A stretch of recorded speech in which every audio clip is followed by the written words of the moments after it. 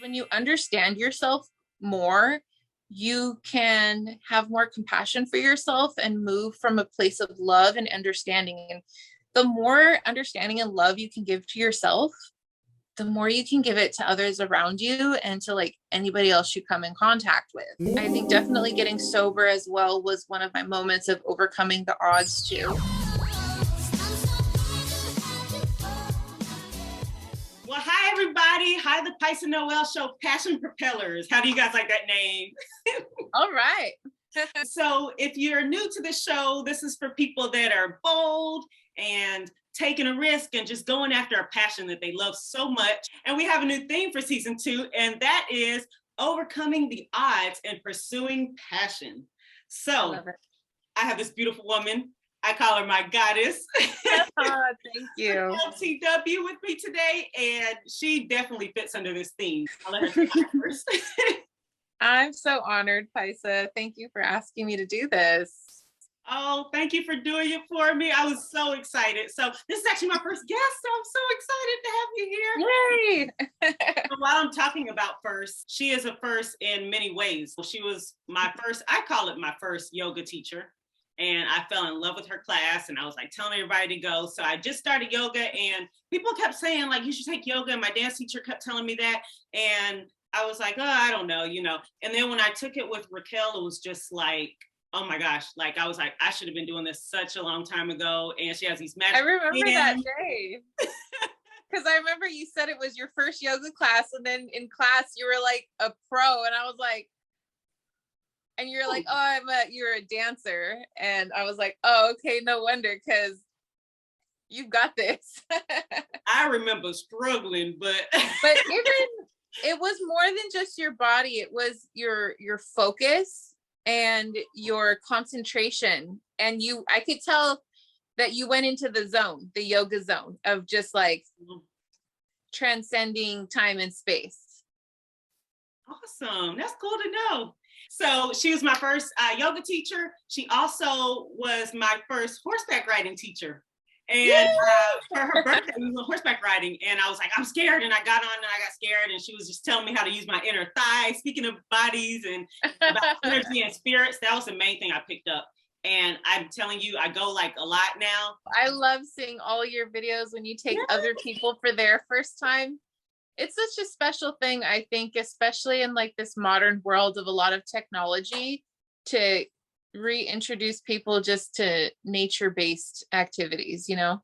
Yes, yes. She just taught me the nature and the spirit. And I remember when you got off the horse, all of the horses were just like standing around you. I'll never forget that picture. And their noses were all around you. And I was like, oh my gosh, look at this spirit. Every time I ride a horse now, they take on like my personality. Like I'll kind of put my hand on them and let them feel my energy. Yeah. Like, Racquel taught me how to do this.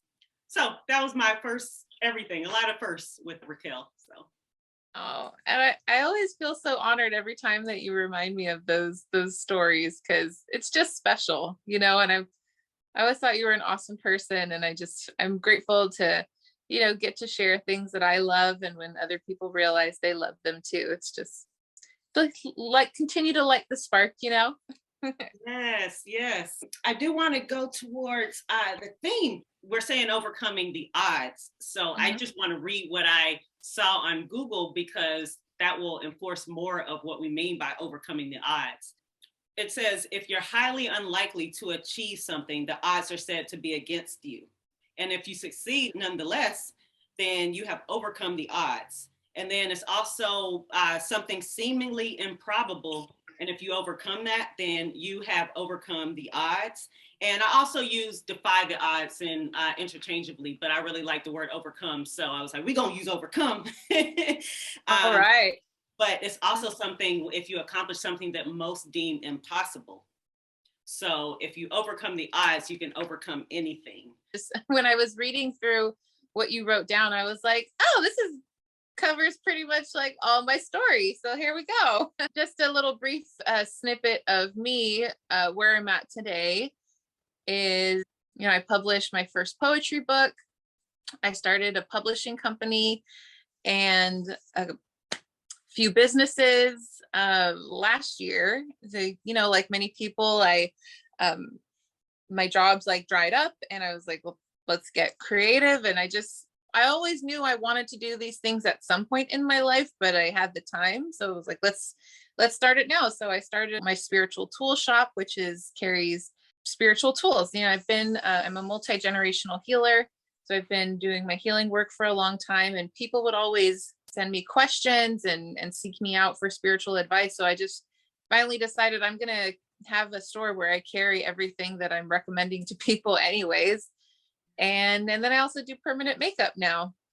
And I have a family, and we just got 2 baby bunny girls. So I love my fur friends. I I have a love of animals, and I have a dream of having a small, small farm, but a horse ranch with at least 7 horses one day. And I know that's gonna happen. Anytime you have a dream on your heart, it's because that is just a flash of the future, and it's like a guiding map for you to go on, is what I believe. And when I was hearing you talk about overcoming the odds, how you said when the odds are, higher, kind of like against you, or to kind of stay in this route, that's only the odds up until the point you're at. And as soon as you have one person who overcomes the odds that are in place up to that point in time, you change the trajectory of everybody else coming from similar odds as you. As soon as something is done, like for just a very like kind of black and white example, in the Olympics, anytime an athlete breaks a record, or sets a new record for any particular field, as soon as somebody breaks that record that has never been achieved before, then all of a sudden, more and more people can break that record because somebody set the new precedent. It only had never been done up until that person had done it. And the same goes for anything else in life. It has only never been done before because you haven't done it, or somebody else hasn't done it. But as soon as somebody else does it, then it's the norm. So here we are. I love that. Oh my gosh. And I thought of so many other examples when you said that. And I was like, that's so true. Oh, tell me one. Well, the first thing I thought about was me moving to LA. Mm-hmm. And for my life thing, when I moved to LA. I forget, where are you from, Pysa? I'm from Charlotte, North Carolina, all the way across the country. Okay. So, and I even had a teacher say, you're not going to last being that far from your family, and blah, blah, blah. I've been here almost 20 years now. I'm aging myself, but after you came out when you were a baby. Something like that. So, everybody else, because I went straight out of high school to college, and now you can really do the math. But everybody else started moving this far and said, oh, I should move out here and go for my dreams and stuff like that. And then it became a norm. And now I know some people went back home, but it's a normal thing of like, you can go to California now, but everybody thought it was so crazy at first. But then you did it, and you changed that narrative. And the norm is move, get out of Charlotte. Yeah. Now that's the norm, but I've never thought of it that way. So thank you for that. You're welcome. Thank you for sharing your story too. You're welcome. This ain't my turn, but I just think about it. It's important, because I think the more you realize that, then it's, you could do those things in small areas of your life, or what you think as small, and then you can build up to bigger ones to kind of make it easier. Yes, I love that.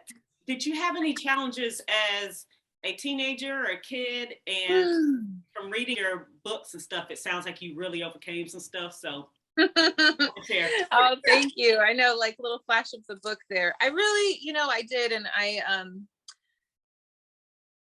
don't talk about it all the time, but I do know that it's good for me to get it out there. And I was thinking about that, just that I'm grateful that I get to share it on your show today, because I think sometimes it's easy to think that when you see somebody who has what you perceive as attained a lot of success, or accomplished a lot of their goals, or maybe is living a life that you would like to live as well, you have to remember that you don't know what they overcame to get to that point, but also you don't know what their whole life looks like.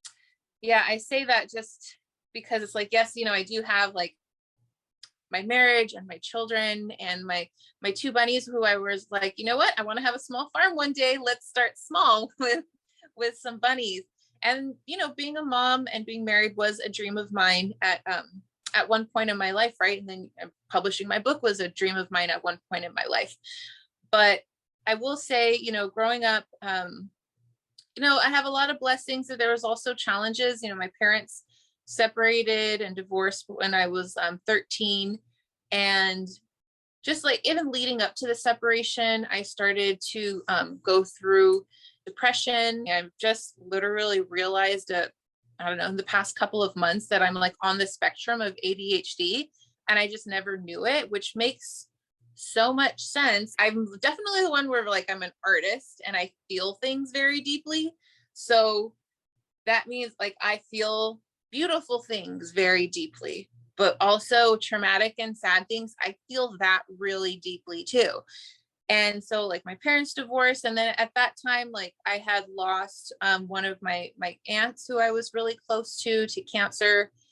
And like we didn't have our dogs anymore because my parents divorced, and just all this like financial stress and like going from having a lot to like having like food scarcity. And I come from like a very tough family, like I'm Mexican and Native American, and it's very much like a cowboy mentality. I mean, like that's where the riding horses comes from. We're definitely like hunt for your own food, fish for your own stuff type of family. I had this mentality when I was a teenager, like, Racquel, you're a teenager, like this isn't so bad. There are worse things in life. And now that I'm an adult, looking back, I'm like, that was like literally some of the hardest times in my life. And I was so hard on myself for feeling sad about it and being depressed, when I'm like, no, that was actually a really challenging time in your life. And that's like almost as hard as it gets. I had depression. I had like suicidal ideation. And it was just so much like hormonal imbalance. I didn't know about the ADHD. So yeah, there was all that. And now I got sober at 19 years old. My outer environment was, it was chaos and it wasn't, right? Like I feel like I definitely had my angels like always protecting me, because anytime that anything like bad happened, like a shooting or like a really bad like fight where people got hurt, I somehow like wasn't there. Like I think like I'm just really grateful for that. But yeah, I definitely attended more funerals by the time I was 18 than I think like most people do.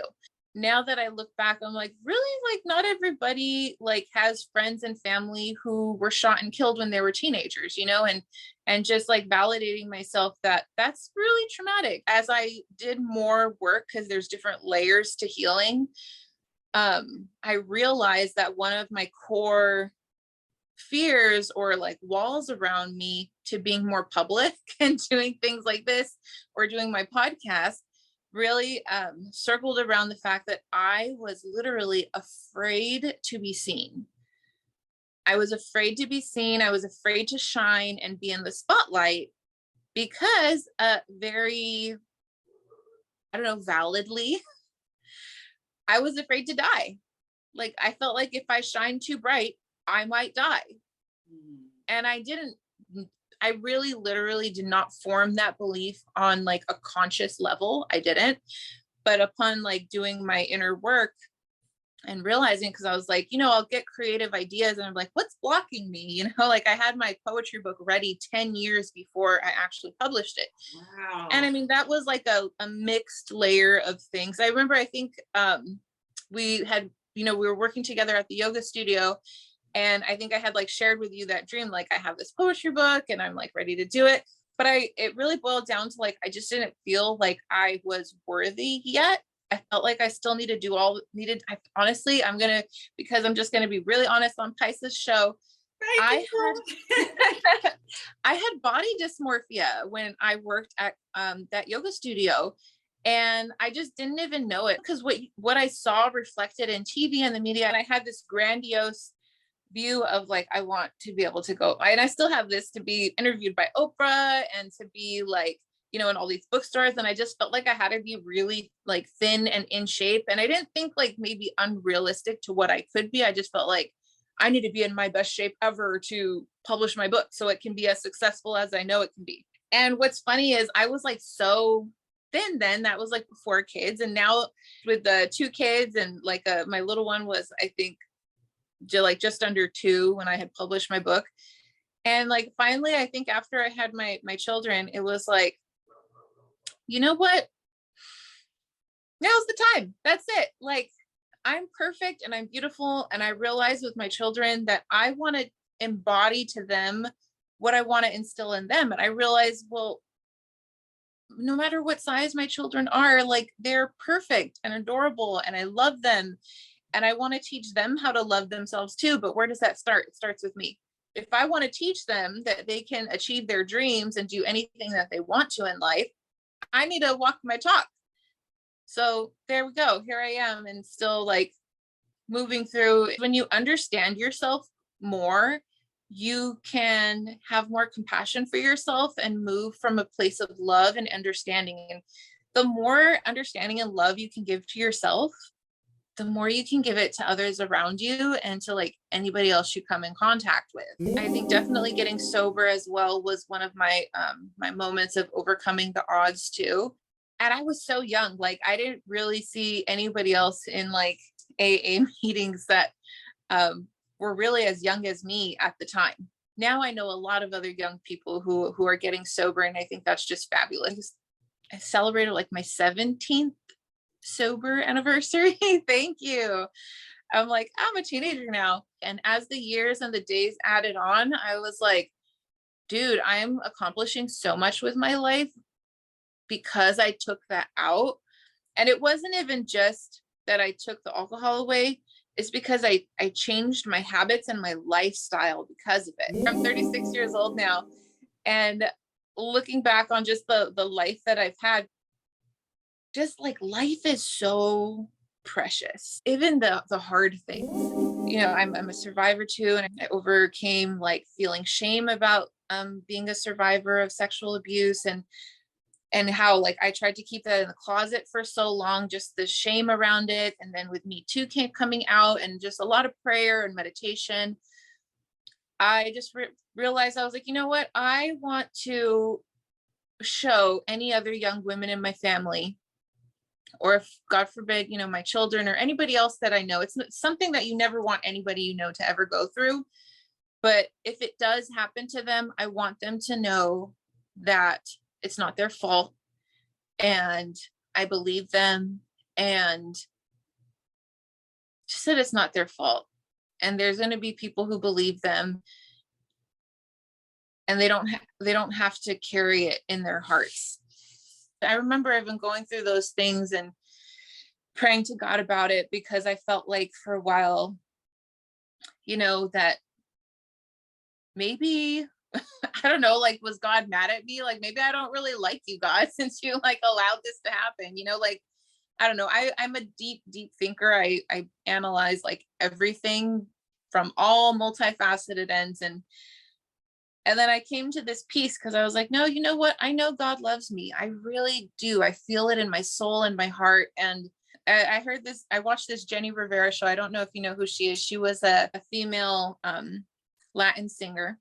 She was saying to, I think it was her niece, one day, other women who have gone through what we've gone through are going to look back on us. We're going to write a book about it.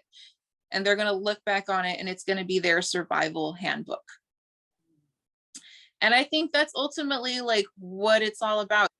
So you just never know. You never know by doing the hard things that you know are going to be good for you, that you know are for your best, are going to inspire other people one day. Like even you doing your show, you don't know who you're inspiring. Like even with my podcast, I have all these new ones to record, and sometimes I'm like, I don't know, is anybody listening? You know, and then I look at my stats, I'm like, no, people are listening, and I don't even know who's listening at this point. But and then sometimes literally strangers will like come up to me or message me at the flea market that I do with my spiritual tool shop. And people who I don't know who they are have come up and like bought something from my crystal shop, and they're like, I listened to your podcast. And I'm like, oh my gosh, you do. And it's like, you set your intentions. Because I mean, the reason why I do my podcast is for a lot of reasons, but I'll say like one of my main ones is that I want people of color who come from like working class backgrounds or whatever backgrounds that they come from to have access to spiritual tools that they might not otherwise have access to.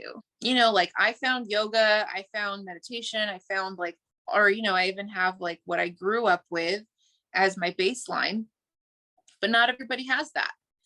And I can't talk to everybody, So when people actually who I do not know say that they listen and they get something from it, I'm just like, it's working. It's like the build it and they will come. Like somehow they come. oh my gosh. Okay. I am blown away. Okay, let me back all the way up. Like you would never know, audience, that Racquel has been through all that. Every time you would tell a story, I would be like, oh my gosh, you went through all that? You really went through a lot, and you would never know. And one of the things I actually wrote down in my notes was that Racquel taught me more kindness. Like I've never met anybody so nice, and like the energy and just your spirit and everything is just so kind. You make me cry. Like, I mean, and that's what I was telling my coworkers today. I was just like, oh my gosh, she's just so nice. I would never know you've been through all that, like never. And I mean, number one, I don't know, number 100 maybe, but thank you for being so open to share, because this story is going to really inspire and push people, and just know that they're not alone. And that's what this show is about. Like, I want people to know that they're not alone, and looking at how you're thriving now and what you went through. Like, you added all these other things, and I'm like, I didn't know all that. Good gracious. And I was I feel like that's what you got to go with, that, your past doesn't define you. Yeah. Things that you're not defined by what's happened to you, or even where you're at right now. I was just telling my sister that I'm just that type of personality that thrives in adversity. And for whatever, because I've taken so many hits in life so far, I'm like, what is that I know what you did last summer? What are you waiting for? Like, whatever, like I can take it. No, I can have peace and I can have abundance, but also still know that life has ebbs and flows. And no matter what, I will be okay. Stay tuned for part 2 of the Pysa Noel Show with Racquel TW.